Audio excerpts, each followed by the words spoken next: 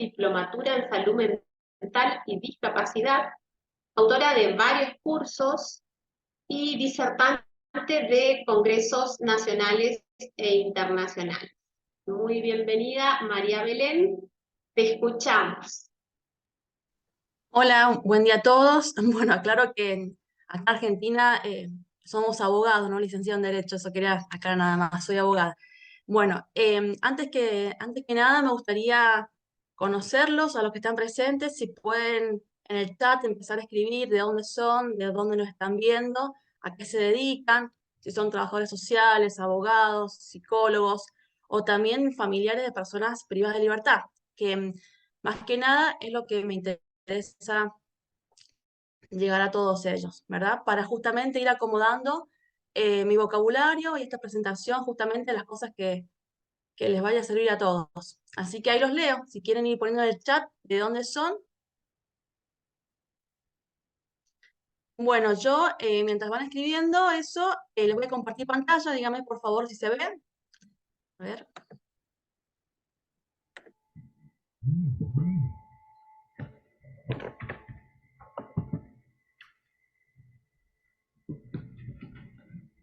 Sí, sí, se ve.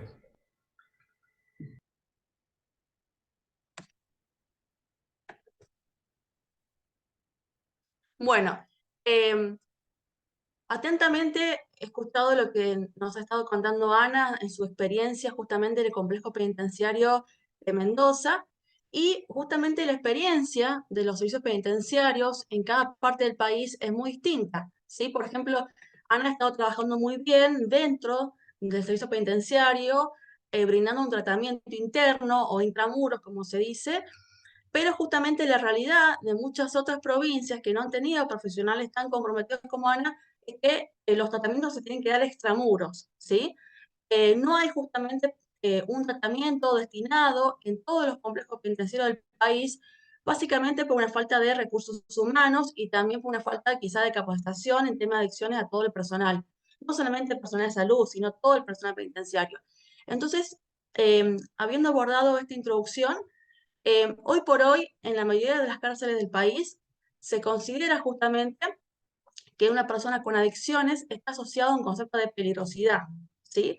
Eso es la realidad que tenemos hoy por hoy.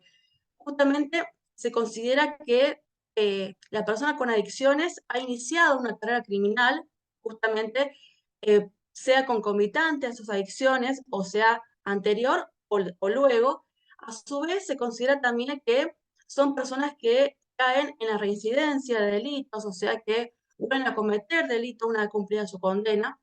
También se lo considera como un factor de riesgo dentro del servicio penitenciario, porque generalmente las personas con adicciones son las que dan lugar a faltas disciplinarias, a sanciones, justamente por mala conducta, entre otras cuestiones. Y todo ello nos lleva a que estas personas, que son pacientes de salud mental y así deben ser tratados, tengan conclusiones desfavorables en los informes del servicio penitenciario cuando quieran obtener los beneficios. Me refiero a libertad asistida, libertad condicionada, salidas transitorias. Eso es justamente la mirada que en la práctica se tiene cuando no hay una formación sobre adicciones y no se trata a la persona como paciente de salud mental. Entonces, vamos a ver ahora cómo se lo debería tratar. Justamente, la salud mental y la rehabilitación son una cuestión de derechos humanos. Y el tratamiento de adicciones, yo siempre estoy hablando desde el punto de vista legal, debe encuadrarse dentro de la salud mental, ¿sí? Bien, a su vez, nos vamos a regir por la ley específica en la materia, que ya ayer le han estado comentando un poco sobre la misma, que es la ley de consumos problemáticos, que en su artículo 2 nos trae una definición de qué es lo que es este consumo problemático. Es aquel que, mediando o sin mediar sustancia alguna, afecta negativamente en forma crónica la salud física o psíquica del sujeto, ¿sí? Y sus relaciones sociales. Y a su vez nos dice este concepto que se pueden manifestar como adicciones o abusos al alcohol, tabaco, drogas psicotrópicas, o también producidos por estas conductas compulsivas. Yo acá en negrita le he puesto justamente lo más importante de este concepto, que primero es la cronicidad, es decir, que el consumo va a ser problemático cuando sea algo crónico. No es justamente si es esporádico o ha sido una sola vez en la vida. y que se pueden manifestar como adicciones o también como conductas compulsivas. Este concepto que nos trae la ley es muy parecido justamente al concepto que está en el manual de psiquiatría, en el DSM-5, justamente cuando nos establece la definición del trastorno por consumo de sustancias, ¿sí? Bien, ahora hemos visto justamente que Ana, de forma muy buena, nos ha explicado justamente cuál es el tratamiento de adicciones que están dando dentro del penal donde ella trabaja en Mendoza. Bien, ¿qué pasa en las otras cárceles donde no hay este tratamiento? En otras provincias, por ejemplo. Bien, tenemos que saber justamente cuáles son las normas básicas y fundamentales que podemos justamente en las que nos podemos amparar para peticionar el tratamiento de adicciones a los privados de libertad. Las normas son muchas. Yo le voy a dar un ABC de las más esenciales. Primero, la Convención de Personas con Discapacidad, porque muchas veces hay patologías duales, ¿sí? Y muchas veces tenemos personas con adicciones que están asociadas a alguna patología de discapacidad mental, ¿sí? Em, a su vez también tenemos la ley 26657, salud mental, que obviamente es una ley muy controvertida, más que nada por el sector de los profesionales de la salud. También tenemos la ley que recién les acabo de mencionar, el consumo problemático. También tenemos que manejar la ley de obras sociales para saber qué es lo que cubre. Tenemos la ley de medicina prepaga, la ley de ejecución penal, que es la que vamos a ver hoy, básicamente.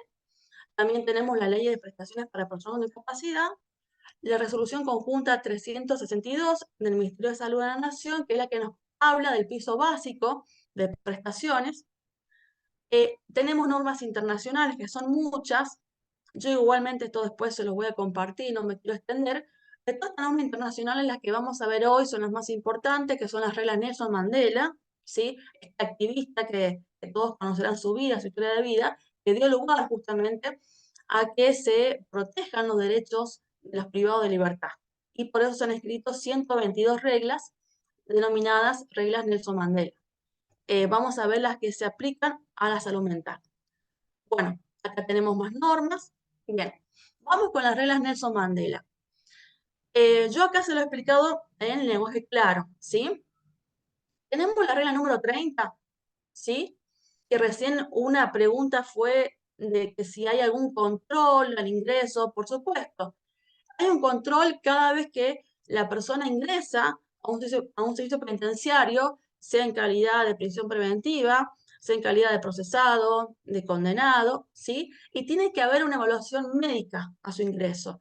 Y a su vez, esto dice la regla número 30, debe haber una evaluación a menudo, de forma cotidiana, para detectar, entre otros factores, si hay riesgo de suicidio o autolesión y también si existe síndrome de abstinencia, a los fines de aplicar el tratamiento necesario, ¿sí?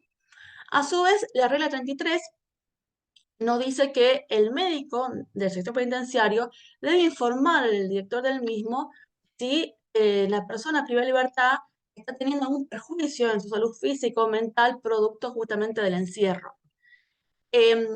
Luego tenemos la regla número 46 sobre sanciones disciplinarias, que esto es muy interesante porque justamente hoy por hoy en el Congreso de la Nación se está debatiendo un proyecto de reforma para justamente reformar, valga la redundancia, todo el régimen de sanciones disciplinarias a las personas que están detenidas en los complejos penitenciarios, ¿sí? Entonces la regla Nelson Mandela nos establece una serie de pautas, que yo acá se las he resumido.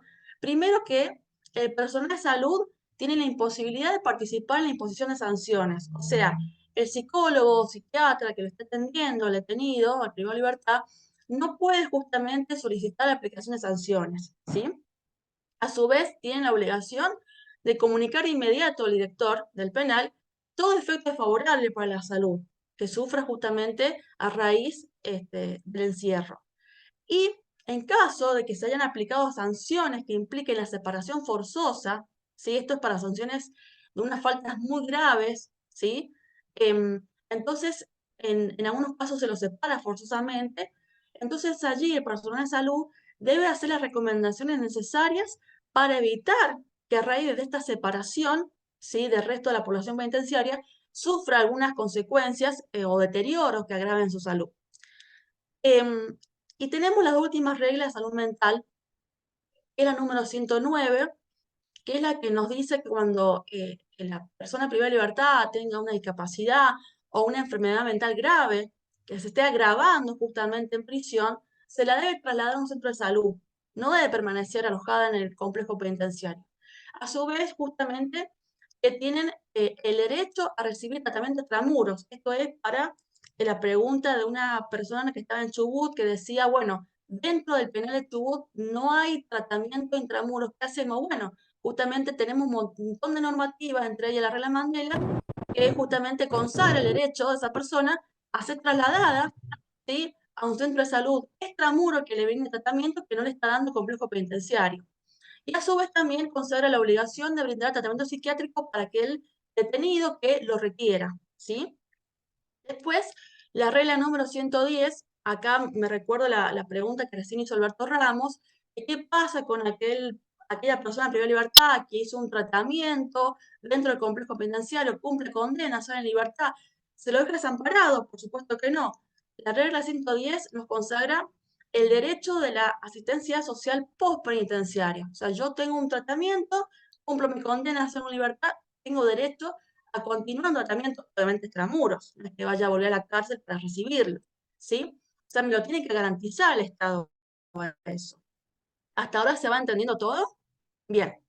Esto es recién lo que les comentaba, que la Ley de Salud Mental, la 2657, por más que está muy controvertida y muchos por ahí no la quieren, ha traído cosas buenas. Entre ellos esto, justamente, que las adicciones deben ser abordadas como parte de la política de salud mental, ¿sí? O sea, y las personas con consumo problemático de sustancia tienen todos los derechos de conocer esta ley. O sea, ¿a qué voy? Una persona que padezca adicciones, esté en libertad o esté en contexto de encierro, debe ser tratada como un paciente de salud mental. Eso es lo importante y tiene todos los derechos que consagra tanto la ley de salud mental como la ley de los derechos del paciente.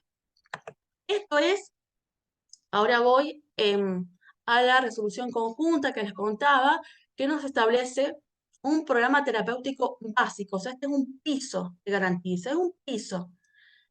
Garantiza que la persona que padezca adicciones, obviamente el primer paso es la admisión y diagnóstico. Después va a garantizar las modalidades de abordaje, que puede ser ambulatorio, centro de día, residencial o internación, centro de desintoxicación o centro de noche. ¿Qué quiere decir todo esto? Se lo explica claramente. Cuando una persona ha sido diagnosticada que padece justamente de trastorno por consumo problemático de sustancias o trastorno por adicciones, tiene garantizado justamente toda esta modalidad de abordaje según su equipo tratante le diagnostique, ¿sí? Este es el piso básico al que tiene derecho. Bien. Bueno, otra cosa que considero importante es que esta resolución establece que están incluidas, que todas las obras sociales que están incluidas en la ley 2360, que es la ley de obras sociales, tienen la obligación justamente de garantizar la cobertura de todas las prestaciones que recibe el edicto. O sea, no es solamente una cuestión discrecional de las obras sociales, ¿sí?, sino que están obligadas todas las obras sociales y también todas las prepagas. Y otra cuestión importante, y acá me voy a detener, es que esta resolución también nos dice que los profesionales que van a brindar los tratamientos de adicciones deben tener experiencia acreditada en la materia. O sea, no es cuestión de cualquier psicólogo, cualquier psiquiatra, no, sino uno que esté entrenado y capacitado en adicciones. ¿Y por qué digo que esto es muy importante? Porque han habido muchos casos que se han tenido que llevar a la justicia, donde han habido obras sociales que en su cuerpo de profesionales no contaban justamente con profesionales de salud capacitados en adicciones. Entonces, el afiliado que padecía de las mismas iba a buscar alguno y no tenía, entonces tenía que ir a pagar afuera justamente, conseguir un psiquiatra, un psicólogo que no estuviera dentro de su obra social, pero sí esté capacitado en el tema, y obviamente se hacía muy oneroso, muy caro hoy por hoy el tratamiento cuando uno no tiene una cobertura de salud. Entonces, han habido muchos casos, muchas personas que han recurrido mediante amparos judiciales y la justicia justamente les ha dado lugar a decir que si la obra social no cuenta entre su padrón de prestadores con profesionales que tengan experiencia en adicciones, deben cubrir justamente todo el gasto que demande, ¿sí? Entonces esto es muy importante, o sea, no hay que conformarse con cualquier profesional de salud, sino con uno que está entrenado en adicciones. Ya sabemos que la ley nos ampara ese derecho. Bien, a su vez, yo me voy a ir rápidamente a este tema que me interesa mucho comentarles y después dar lugar a preguntas que más que nada quiero escucharlos a ustedes. Tenemos la ley 23.137 de narcotráfico, justamente dos artículos interesantes. Artículo 16 y artículo 14. Y acá justamente va a haber una gran controversia. Artículo 16 nos dice, cuando tenemos una persona que es condenada por cualquier delito y padezca adicciones, el juez va a imponer, además de la condena, obviamente, una medida de seguridad que va a consistir en que haga un tratamiento de adicciones por el tiempo necesario. Y a su vez, tenemos el artículo 14, que nos habla del delito justamente de la tenencia de drogas para uso personal. Uso personal, la misma norma nos aclara, es cuando se tiene escasa cantidad y por demás circunstancias se supone que ha sido para consumo personal. Se condena con prisión de 1 mes a 2 años. Entonces, por un lado, repito, tenemos el delito de tenencia de drogas para consumo personal y por otro lado tenemos que cuando una persona es condenada por cualquier delito, el juez tiene que imponerle de forma obligatoria, según la marca la ley, una medida de seguridad para que trate sus adicciones. Bien, esto hoy por hoy choca justamente con la ley de salud mental, que en principio establece que el tratamiento debe ser voluntario, ¿sí? Debe ser justamente brindar su consentimiento al paciente para recibir tratamiento, salvo justamente que haya puesto en peligro justamente la seguridad o la salud de los terceros. ¿Bien? Les dejo esto porque enseguida quiero escucharlos a ustedes qué opinan de esto, de la obligación que tiene el juez, según la ley de narcotráfico, de imponer esta medida de seguridad consistente en tratamiento obligatorio de las adicciones. Y por otro lado, ¿qué opinan ustedes de que se condene la tenencia para uso personal? Bien, ¿por qué les digo esto? Porque hace muy poquito, y acá ya voy cerrando mi posición, hace muy poquito, la Corte ha marcado un precedente. Un precedente significa un criterio nuevo y que es obligatorio, ¿sí? La Corte Suprema de Justicia de la Nación de Argentina, el 30 de agosto de 2022, hace un poquito más de un año, en un fallo que se llama Salvini, Marcelo Daniel y otros sobre incidentes de recurso extraordinario, ha establecido algo muy parecido a lo que dijo en el fallo Arriola, que los que son de Argentina lo van a conocer. El fallo Arriola fue del año 2009, ¿sí? Y justamente armó un gran revuelo justamente en todo lo que es la política del narcotráfico y todo lo que es el tratamiento de adicciones, ¿sí? Y este fallo Arriola siempre se estuvo aplicando a las personas que consumen de forma personal, ¿sí? Sustancias y que están en libertad.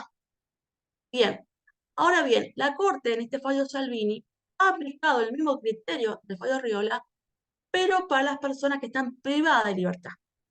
Yo le voy a contar muy brevemente. ¿Qué pasó? Señor Salvini es una persona que estaba detenida en el complejo penitenciario de Gualeguay, Entre Ríos, a disposición del juzgado federal de esa provincia, y en una requisa cotidiana, ustedes saben que las requisas son todos los días, justamente van y dentro de su boca encuentran que tenía un envoltorio de una bolsa de color oscuro. Cuando lo abren, habían 8 porros de marihuana. 8, bueno, cigarrillos de marihuana. Sé que en la práctica estamos acostumbrados a hablar así. 8 cigarrillos de marihuana que en total hacen un poquito más de 1 gramo. Entonces, ¿qué pasa? Justamente aplican la ley de narcotráfico y lo condenan a 2 meses de prisión efectiva justamente por el consumo personal de estas sustancias ilegales. Entonces, este señor, Marcelo Daniel Salvini, lo que hace es buscar a su defensor, que era un defensor de por ahí ausentes, y comienza a hacer justamente una serie de apelaciones hasta que llega a la Corte Suprema de Justicia de la Nación, ¿sí? Entonces la Corte Suprema establece el mismo criterio que estableció en el 2009 en el caso Riola. Yo acá se los voy a sintetizar. La Corte dijo que al encontrarle justamente estos cigarrillos de marihuana dentro de su boca, primero no era ostensible, o sea, que nadie se estaba dando cuenta que consumía, que no era cuestión del que le hiciera, digamos, tráfico, sino que era para consumo personal. Y nadie se daba cuenta que consumía, porque lo tenía dentro de su boca, no es que lo estaba exhibiendo. Por otro lado, justamente también habló la Corte de la escasa cantidad, era un poquito más de 1 gramo de marihuana. A su vez, habló la Corte de que no hay peligro concreto o daños a los derechos de terceros. Dijo que el señor Salvini en ningún momento había puesto en riesgo la salud pública ni la seguridad pública, por más que estuviera dentro de la cárcel. Y acá hay algo que hace mucho ruido. Habló la Corte de que se trata de una conducta autorreferente, ¿sí? Está protegida por el artículo 19 de la Constitución. Este famoso artículo que todos hemos aprendido en la secundaria, es que nos dice que las acciones privadas de los hombres, que de ningún modo afecten a los terceros, están exentas de la autoridad del magistrado. O sea, todo lo que yo haga en mi esfera personal, en mi esfera privada, que no ponga en perjuicio ni en riesgo a ningún tercero, ¿sí? Es una esfera de mi libertad y nadie se debe entrometer, ¿sí?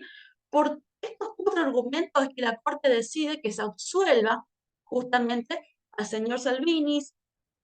Absolver significa quitar esta condena, se lo deja libre de culpa y cargo, y a su vez declara inconstitucional justamente el artículo 14, segundo párrafo de la ley de narcotráfico, que es la que recién les contaba, que establece el delito de tenencia de uso personal. ¿Bien? Y acá voy terminando. La jueza Catucci, que muchos van a compartir, otros no, la jueza Catucci, que fue la que intervino antes que intervenga la Cámara, perdón, era jueza de Cámara, que intervino antes que intervenga la Corte, dijo algo muy interesante que acá se lo escribo. La jueza Catucci dijo, en efecto, las personas que se encuentran detenidas comparten su lugar de alojamiento con otros internos, muchas veces en lugares comunes donde desarrollan sus actividades, por lo que no puede ignorarse la posibilidad de que resulten afectados en su salud e incluso en su resocialización.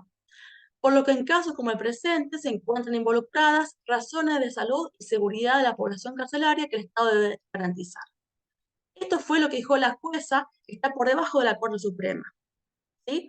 Entonces, yo acá quiero ir finalizando mi exposición porque más que nada quiero ir intercambiando opiniones con ustedes, a ver con quién coinciden, si coinciden con el criterio de la Corte, que es el organismo máximo que tenemos en Argentina, o si coinciden con criterios como la jueza Catucci, que está por debajo de la Corte, y que ella considera que también se debe atender al núcleo en el que estoy viviendo. En síntesis, ella lo que nos dice es que no se puede desconocer que si yo consumo justamente sustancias ilegales, no afecto a lo demás, no afecto a mi entorno. ¿Ven? Tenemos dos posiciones totalmente encontradas. Entonces yo acá termino, si quieren hacer preguntas, pero más que nada me gustaría que ustedes me digan qué opinan del fallo de la Corte. Bien, vamos a dar lugar a un par de preguntitas, que entiendo que la cuestión, si bien abre todo un debate y es muy interesante, también tenemos un programa con todos los expositores y no queremos ser injustos con los demás, con los horarios que tenemos pautados. Sí, Nacho. Ahí está.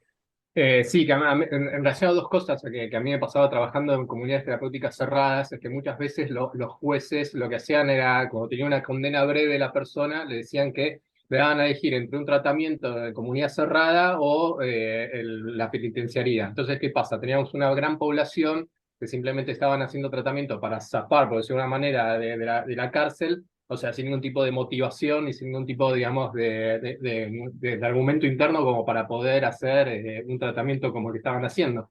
Eso se dificultaba muchísimo a nivel, o sea, tratamiento para llevar a cabo, o sea, para que no interrumpa y no saboteen el tratamiento de los demás. Eso por un lado. Y después con respecto al debate, que es enorme, o sea, de hecho está muy hoy en boga sobre lo que es la penalización o la legalización, yo creo que, o sea, el consumo personal tiene que ser despenalizado, que no es lo mismo que legalizado. O sea, despenalizado es que no entre en un circuito alguien que está consumiendo, o sea, un porro, lo encuentra la policía en una plaza, que entre en un circuito ya penal, delictivo, o sea, manchándolo con un expediente, etcétera, etcétera, porque simplemente, o sea, es como demasiado, o sea, para lo que, o sea, demasiada intervención y demasiado perjuicio para la persona en función de lo que está haciendo. Eso no quita que pueda haber algún tipo, digamos, de medida a nivel civil o social, o sea, de parte de un juez o un juzgado, donde, o sea, evalúe el nivel de problemática que tiene ese consumo, o sea, si es un consumo problemático o no, con algún tipo de medida al respecto. Pero para mí, o sea, sí tiene que estar despenalizada, que no es lo mismo que legalizada, que corra así por la vida y el mundo sin ningún tipo de consecuencia. Eso. Bueno, muchas gracias, Nacho. Alberto, Sí, sí, gracias Belén por estar acá en el Congreso. La verdad que una clase magistral de Derecho y bien apoyó el fallo de la Corte. Y bueno, es una problemática susceptible de varias líneas de pensamiento, ¿no? Porque las adicciones es un tema muy complejo y la justicia hace lo que puede. Igual la ley de narcotráfico, sí, es una de tráfico, es una ley que está quedando un poco en desuso y muchas veces no se penaliza por el consumo de sustancia. Pero bueno, está vigente, todavía la ley está vigente. Así que bueno, gracias por estar, Belén. Un abrazo grande. Bueno, yo quería, para ir finalizando, si no tienen más preguntas, ahí recién alguien me preguntó mi contacto, en el chat le he escrito mi mail por cualquier inquietud. Justamente esto, siempre tener presente cuáles son los derechos básicos, que esa es la idea de esta ponencia, hablar siempre en lenguaje claro, y también tener en cuenta que esto es un congreso internacional, hay gente de varios países, dentro de Argentina hay gente de varios penales, perdón, hay varios de varias provincias, cada provincia tiene su penal. Tenemos una ley nacional, que es la que yo justamente le estuve comentando, la 24.660, que es la ley que regula todos los penales federales, pero a su vez muchas provincias tienen leyes provinciales que van a aplicar a sus penales provinciales. Entonces la realidad en cada provincia es totalmente diferente. ¿Qué pasa cuando tenemos realidades tan diferentes? Justamente tenemos un marco jurídico, que son las leyes que les estuve comentando, a las que nos podemos remitir. ¿Sí? Estas leyes van a ser las mismas para todo el país. Entonces, en síntesis, cuando haya un penal que no esté brindando tratamiento porque no tenga recursos humanos, porque no tiene un dispositivo de salud mental, como tiene San Juan, Mendoza, Córdoba y un par de provincias más, justamente hay que peticionar el tratamiento extramuros. Pero no quedarse justamente con que la persona privada de libertad está con adicciones, padeciéndola y justamente no tiene terapia ahí dentro del penal. Hay que pedir en ese caso extramuros. Por eso justamente yo les hice un ABC de cuáles son las normas que ustedes pueden invocar. No sé si alguien más tiene otra pregunta. Liliana está levantando la mano. Sí, mira, a mí me parece sumamente interesante este tema y me gustaría comprometerte a vos y a Ana a hacer específicamente una jornada o una charla o una conferencia hablando de esto, porque me parece que acá hay mucha tela para cortar, que el tiempo es acotado, pero no podemos dejar así este tema. Si todos les parece bien, podemos armar una jornada con respecto a esto y hablamos específicamente del contexto de encierro, porque me parece que quedan muchas cosas por contar, muchas dudas, ¿no? Así que si les parece bien a Ana y a Belén, a María Belén, armamos una conferencia con respecto a esto, ¿sí? Sí, genial. Me encantaría también que participen los familiares. Por eso preguntaba, ahí estoy viendo el chat. Hay muchos profesionales, les agradecemos la participación. Ya les voy a ir contestando. Excelente, pero también me gustaría que siempre que participe la gente, los familiares de los privados de libertad. Perfecto. Bien, los vamos a invitar para la actividad que estamos programando en este momento y a lo cual nos estamos comprometiendo. Un poquito para cerrar y no dejar ninguna pregunta sin contestar. Laura, te escuchamos.